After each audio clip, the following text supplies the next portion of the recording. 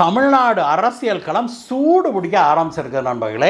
செங்கோட்டையன் கொழுத்தி போட்டிருக்கிறாரு அப்படின்னு சொல்லணும். கடந்த சில வாரங்களாக, குறிப்பாக கரூர் சம்பவத்துக்கு பிறகு கொஞ்சம் அமைதியா போயிட்டு இருந்த தமிழக தேர்தல் களம் இப்பொழுது பயங்கர சூடு பிடிச்சிருக்குது.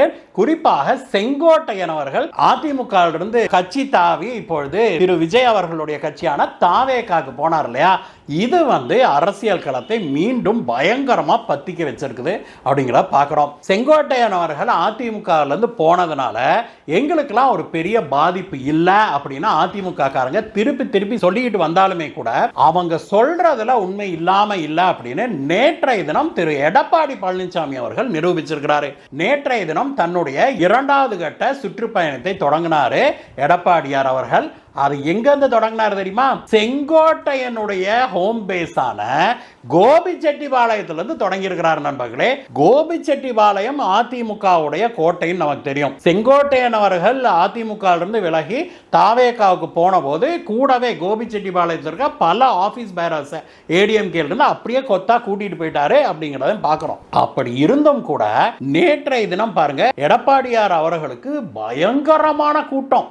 சான்ஸே இல்லை, எதிர்பார்க்கவே இல்லை. அதாவது செங்கோட்டையன் கட்சியை விட்டு வெளியில போய் 2 நாள் தான் ஆகுது.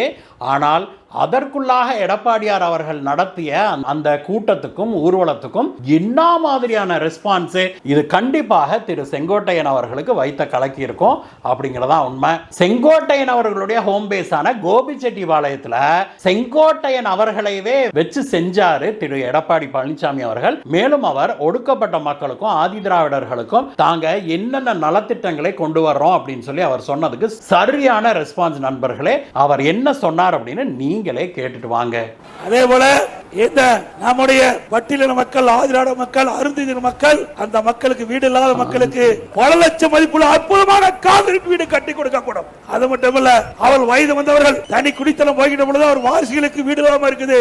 அப்படிப்பட்டவர்களுக்கு அரசாங்கமே நிலத்தை வாங்கி அந்த அருந்தின மக்களுக்கும் ஆதிராட மக்களுக்கும் அவர்களுக்கும் தனித்தனி வீடு பல லட்சம் மதிப்பிலே கட்டி கொடுக்கப்படும். ஒவ்வொரு தீபாவளி அறிகின்ற பொழுதும் நம்முடைய தாய்மார்களுக்கும் நம்முடைய சகோதரர்களுக்கும் அற்புதமான கோடாவே வழங்கப்படும். ஏற்கனவே நிறுத்தப்பட்ட தாலிக்கு தன்ன திட்டம் தொடரும். அந்த திட்டத்தில் மணமகனுக்கு 10 வேசி, மணமகளுக்கு 10 புடவை வழங்கப்படும் நேரத்தில் தெரிவிச்சுக்கிறேன்.